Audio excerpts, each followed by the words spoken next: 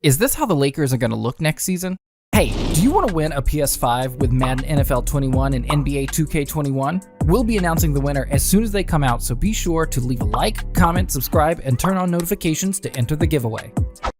Before we start the video today, we want to mention that we're going to be sharing some very exclusive information today, so make sure you guys watch the video all the way until the end because we may have just found where Bradley Beal will be finishing off the rest of his NBA career.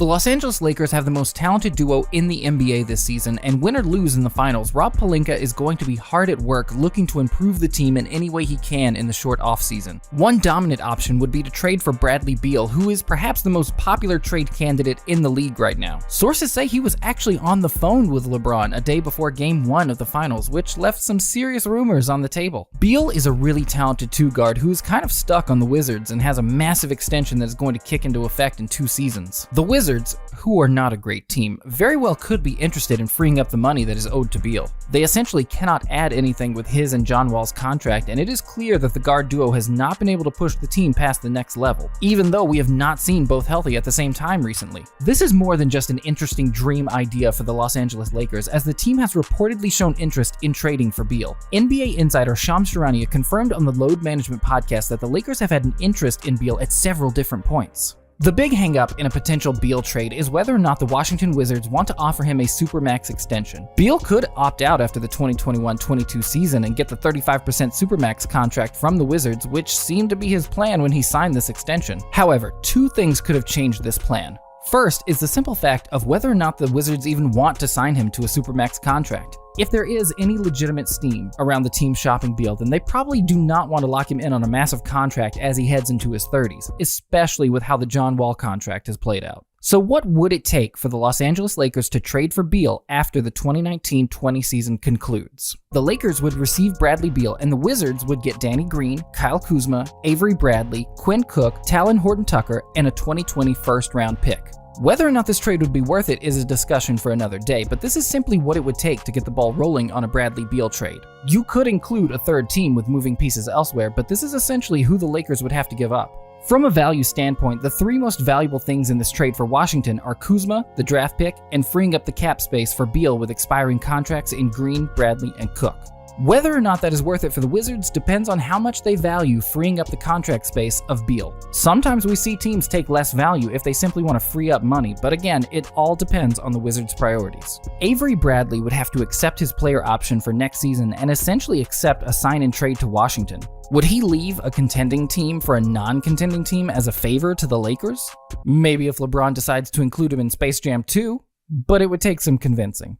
The other thing the team would have to maneuver around is trading the draft pick. The Stepien rule in the NBA does not allow teams to trade draft picks in consecutive years, but this is extremely easy to get around. The Los Angeles Lakers could simply do what every team does in this situation and agree to trade the pick in principle. Draft the player that the Wizards want and then include that player in the trade. What would this trade mean moving forward? Well, it would not restrict Anthony Davis signing an extension, as the team does have bird rights on him. LeBron James would, however, have to take a pay cut on his next contract to make this work. Another thing is Bradley Beal just purchased a $6.8 million home in Los Angeles about a week ago, so it would be extremely convenient for him to play for the Lakers next season. The Los Angeles Lakers have reportedly shown interest in Washington Wizards all-star shooting guard Bradley Beal in the past, which isn't a surprise given that the team has LeBron James and Anthony Davis leading the charge, and general manager Rob Pelinka has been on record saying he'll always be aggressive in trying to acquire a third superstar. It's going to take a grand trade offer to pry Bradley Beal away from DC, and Los Angeles doesn't have any players besides LeBron and Davis who are jumping off the page in trade talks. The Lakers' best trade asset right now is Kyle Kuzma, the only youngster who survived the Davis trade with the New Orleans Pelicans. Los Angeles could try building a trade around Beal involving draft picks, Kuzma, Alex Caruso, and basically any player on the roster not named LeBron or Davis. Having a sniper such as Beal roaming around the arc and getting open through back screens while James and Davis are operating seems unfair.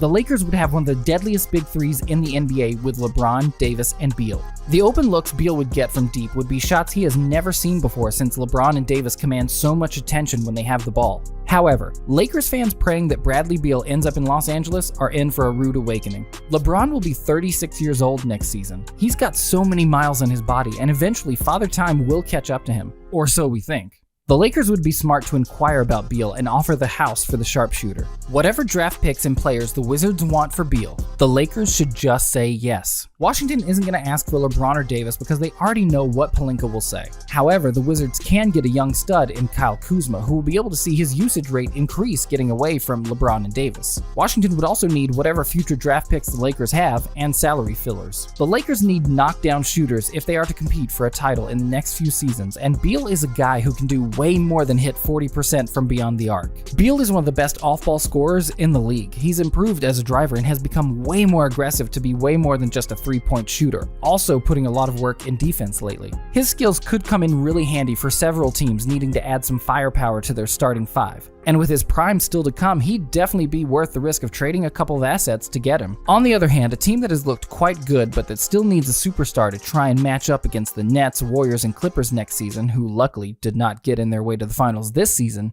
is crucial.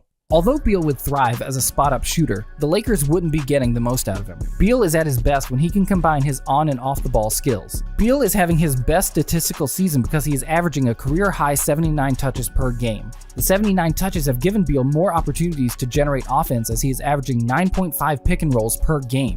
He is shooting 47.3% from the field on 7.1 shot attempts per game. Beal's field goal percentage helped him amass 9.3 points per game out of the pick-and-roll. Beal has been able to pair his on-the-ball success with excellent off-the-basketball work as he is making 38% of his catch-and-shoot threes on 4.4 attempts per game.